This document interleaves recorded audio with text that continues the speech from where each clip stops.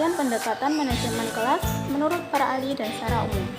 Menurut Parkai dalam OMR Hamalik 2006, pendekatan manajemen kelas dapat diartikan sebagai upaya untuk mengatur situasi kelas untuk menjamin terciptanya iklim yang dapat mendukung aktivitas pembelajaran bagi seluruh siswa.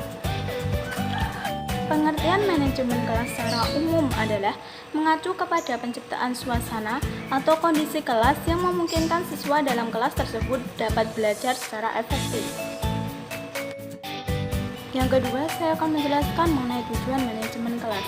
Tujuan manajemen kelas meliputi yang pertama, mewujudkan situasi dan kondisi kelas baik sebagai lingkungan belajar maupun sebagai kelompok belajar yang memungkinkan peserta didik untuk mengembangkan kemampuan semaksimal mungkin.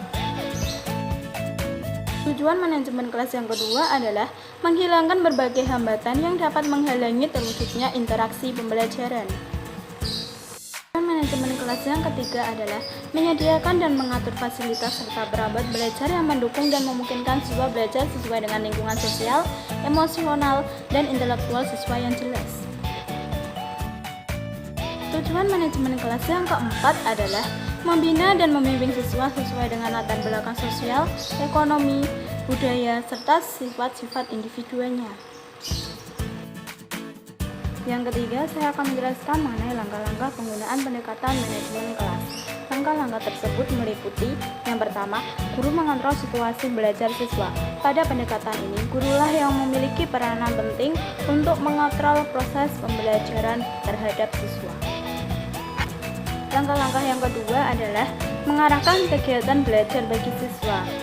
Pada pendekatan ini, gurulah yang memiliki peranan penting dalam mengarahkan semua kegiatan belajar siswa dalam proses pembelajaran.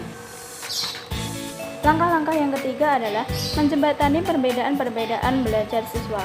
Pada pendekatan ini, semua siswa akan mendapatkan pembelajaran dan proses pembelajaran yang sama sehingga apapun yang didapatkan siswa dari siswa satu dan yang lain akan sama. Yang keempat, saya akan menjelaskan mengenai kelebihan pendekatan pembelajaran manajemen kelas. Kelebihannya meliputi terciptanya iklim yang dapat mendukung aktivitas pembelajaran bagi seluruh siswa. Dengan terciptanya iklim yang mendukung aktivitas pembelajaran siswa, maka siswa dapat mengembangkan kemampuannya secara maksimal. Yang kelima, saya akan menjelaskan mengenai kelemahan pendekatan pembelajaran manajemen kelas. Kelemahan tersebut meliputi siswa tidak bisa belajar mandiri sebab telah terbiasa dikontrol dan diarahkan oleh guru dalam kegiatan pembelajaran. Dengan pendekatan ini, siswa terbiasa dikontrol dan diarahkan sehingga siswa tidak bisa belajar secara mandiri. Sekian penjelasan dari saya mengenai pendekatan manajemen kelas. Kurang lebih